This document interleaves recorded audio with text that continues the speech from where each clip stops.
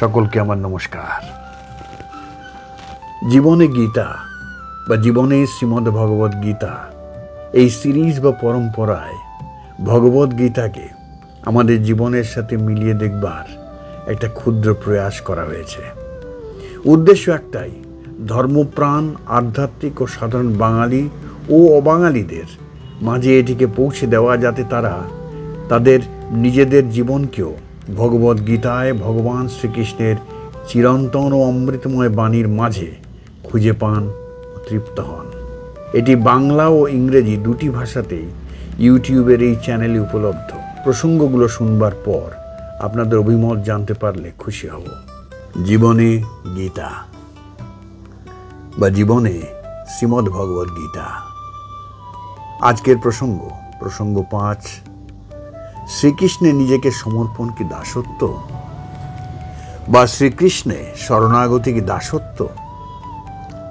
আমাদের জীবনে ঈশ্বরের সমর্পণ বা শরণাগতি কি একান্তই জরুরি? এটা বিশেষ করে ধর্ম ও আধ্যাত্মিকতার পথে অগ্রসর হওয়া মানুষের ক্ষেত্রে একটা বড় প্রশ্ন। এরই সাথেই যুক্ত আরেকটি অত্যন্ত গুরুত্বপূর্ণ প্রশ্ন হলো, ঈশ্বরের সমর্পণ এক জাতীয় দাসত্ব নয় তো? কারণ আজকের দিনে স্বাভাবিকভাবেই কেউ দাস হতে রাজি নয়।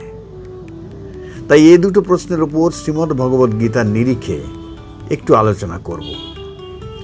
এই মুহূর্তে দ্বিতীয় প্রশ্নটির আলোচনা দিয়ে শুরু করি, অর্থাৎ সমর্পণ বা শরণাগতি ও দাসত্বের মাঝের তফাৎটা কি?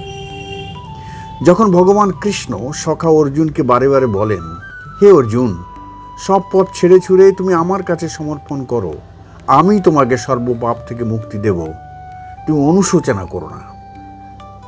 সর্বধর্মান পরিত্যজ্য মামেকং শরণং ব্রজ অহং ত্বাং সর্বপাপেভ্যো মোক্ষয়িষ্যামি মা শুচা। এ কথা বলে ভগবান কি বোঝাতে চেয়েছেন? যখন কর্মের ক্ষেত্রে আমরা আমাদের ঊর্ধ্বতন কর্তৃপক্ষকে মান্য করি, তার বা তাদের আদেশ শুনি, সেটা কি দাসত্ব হয়? সামরিক বা প্রতিরক্ষা বাহিনীর মধ্যে যে ডিসিপ্লিন বা নিয়মানুবর্তিতা, এটাকে আমি কি বলবো? দাসত্ব বলবো? কখনোই নয়। আসলে অনুশাসন মানা, গুণীজনের প্রতি শ্রদ্ধাবান হওয়া বা শরণাগত হওয়া আর দাসত্ব কখনোই এক কথা নয়। যেমন সুশৃঙ্খল পারিবারিক ও সামাজিক জীবনের জন্য অনুশাসন অত্যন্ত জরুরি, তেমনি জীবনে শান্তি স্বস্তির জন্য, হতাশা ও বেদনা মুক্তির জন্য ভগবানের বা পরম পুরুষের কাছে শরণাপন্ন হওয়াও জরুরি। আরেকটি গুরুত্বপূর্ণ তফাৎ হলো, দাসত্বের ক্ষেত্রে অন্য কেউ আমার স্বাধীনতা কেড়ে নেয় বা কিনে নেয়। শরণাগতিতে আমরা স্বেচ্ছায় আমাদের ব্যক্তির স্বাধীনতা মহতের কাছে, ঈশ্বরের কাছে উজাড় করে দিই। তাই দাসত্বের ক্ষেত্রে ব্যক্তির ক্ষতি অবধারিত, কারণ সেখানে ব্যক্তির স্বাধীন সত্তাটি আর থাকে না। আর শরণাগতিতে ব্যক্তির উন্নতি বা মঙ্গল নিশ্চিত। তবে এখানে আরেকটি কথা অবশ্যই বলা উচিত, যেমন কারো শরণাগত হওয়া যেন অন্ধভক্তি না হয়ে ওঠে। আজকের দিনে অন্ধভক্তি বা অন্ধভক্ত হওয়া একটা বিদ্রূপের বিষয় হয়ে দাঁড়িয়েছে। তাই শরণাগত হওয়ার ক্ষেত্রে অন্তরে 3টি প্রশ্ন থাকা জরুরি। 1, কার শরণাগত হব? 2, কেন শরণাগত হব? 3, কখন শরণাগত হব? সমর্পণ বা শরণাগতি সবসময় আত্মজিজ্ঞাসার পর হওয়া উচিত, অন্ধের মতো একেবারেই নয়। কোনো কোনো ধর্মবিশ্বাসের ক্ষেত্রে এমনটাই হয়ে থাকে। এই প্রবণতা ব্যক্তিকে ছোট করে, মহৎ হবার রাস্তা আটকায়। নিজের ক্ষুদ্রতা বা দৈন্যতা জানার পর শরণাগতি ভালো, ও সেটাই স্বাভাবিক। ভগবান কৃষ্ণের একটি কথাতেই আমাদের যাবতীয় ভ্রান্তি কেটে যায়। যেমন ভগবদ গীতার শেষ পর্যায়ে তিনি যখন অর্জুনকে বলছেন, দেখো বন্ধু, দেখো সখা, এ যাবৎ তোমাকে গভীর থেকে গভীরতম সব বিষয়গুলো আমি বলেছি। এবার নিজে বিচার করো, আর যা ভালো মনে করো তাই গ্রহণ করো বা সেভাবেই আচরণ করো। ইতি ইতি জ্ঞানমখ্যাতম গুজ্যাৎ গুজ্যতরংময়া বিমৃষ্যৈতদ্শেষেন যথেচ্ছসি তথা কুরু। এই শ্লোকটি ব্যক্তিগতভাবে আমার বড় প্রিয়, কারণ একটাই, সনাতন ধর্মের মূলে যে প্রশ্ন জিজ্ঞাসা করা ও সিদ্ধান্ত নেবার স্বাধীনতা আছে এখানে তা স্পষ্ট, যেটা অনেক ধর্মবিশ্বাসের ক্ষেত্রে নেই। এখানে অর্জুনের আত্মজাগরণের বা ব্যক্তি স্বাধীনতার জায়গাটুকু কিন্তু ভগবান রেখে দিয়েছেন। বরং লাগাতার চেষ্টা করেছেন অর্জুনকে জাগাতে সেই একই কথা, ওঠো জাগো। এটাই শরণাগতির প্রাপ্তি। সমর্পণ বা শরণাগতি যখন অসীমে আর অনন্তে পরম পুরুষে পরমাত্মাতে হয়, তখন আর আপত্তি থাকে না। শ্রীকৃষ্ণে আত্মসমর্পণ মানে কৃষ্ণ তত্ত্বের সমর্পণ, যার অর্থ বিশ্ব ব্রহ্মাণ্ড জুড়ে যে পরম তত্ত্ব, যা সব কিছুর মূল বা উৎস, যা যাবতীয় ভেদাভেদের ঊর্ধ্বে গুণাতীত, যা মূলত আত্মতত্ত্ব, এমন তত্ত্বের কাছে নিজেকে সঁপে দেওয়া। এ ব্যাপারে ভগবান কৃষ্ণের কুরুক্ষেত্র যুদ্ধের ময়দানে দাঁড়িয়ে ঘোষণাটি ভারী চমৎকার।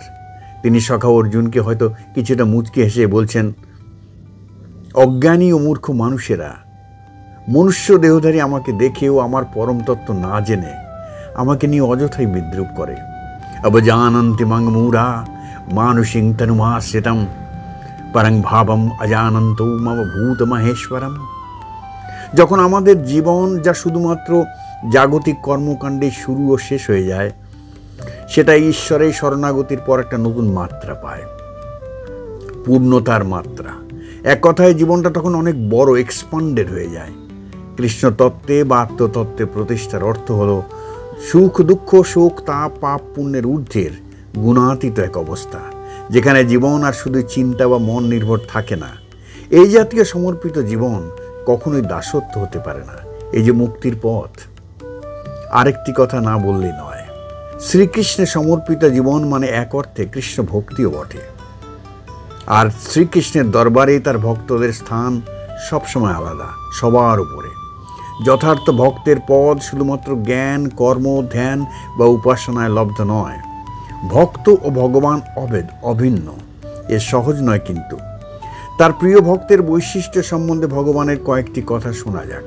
উনি বলছেন, যে ব্যক্তি বিদ্বেষ বা হিংসাহীন, সকলের প্রতি বন্ধুভাবাপন্ন, করুণা সম্পন্ন, যার আমার এই মমত্ব বোধ নেই, যে নিরহংকারী, দুঃখ সুখে সমান এবং ক্ষমাশীল, সেই ভক্ত যে যোগীতুল্য, সদা সন্তুষ্ট, কর্মে দৃঢ় নিশ্চয় আর মন বুদ্ধি আমাতে সমর্পিত, সে আমার বড় প্রিয়। অদ্বেষ্ট সর্বভূতানাং মৈত্রা করুণা এব চ নির্মমো নিরহংকার শম দুঃখ সুখ ক্ষমী সন্তুষ্ট সততং যোগী যতাত্মা দৃঢ় নিশ্চয় মজ্জর্পিত মনোবুদ্ধির जो মদ্ভক্তা স্বামী প্রিয়া। এমনকি শরণাগত কৃষ্ণ ভক্তদের দৈনন্দিন জীবনের ভার ভগবান কৃষ্ণ স্বয়ং নিয়ে থাকেন, এমন কথাও ভগবদ্গীতায় আছে। যেমন ভগবান বলছেন, অনন্যাস চিন্তয়ন্তো মাং যে জনা পর্যুপাসতে তেষাং নিত্যাভিযুক্তানাং যোগক্ষেমং বহাম্যহম। যথার্থ ভক্তের প্রতি বা সমর্পিত প্রাণের প্রতি শ্রীকৃষ্ণের এমনটাই টান। তবে এও সত্য যে চাইলে শ্রীকৃষ্ণে বা পরম পুরুষে সমর্পণ সম্ভব নয়। এ কিছুটা ঈশ্বরীয় কৃপাও বটে।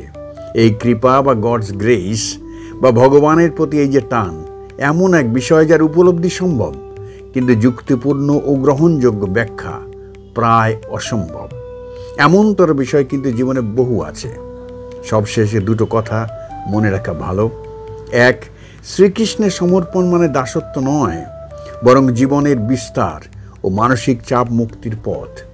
দুই, আমাদের প্রত্যেকের কৃষ্ণ তত্ত্বের বা পরম তত্ত্বের প্রতি কিছুটা হলেও আকর্ষণ বোধ থাকা জরুরি।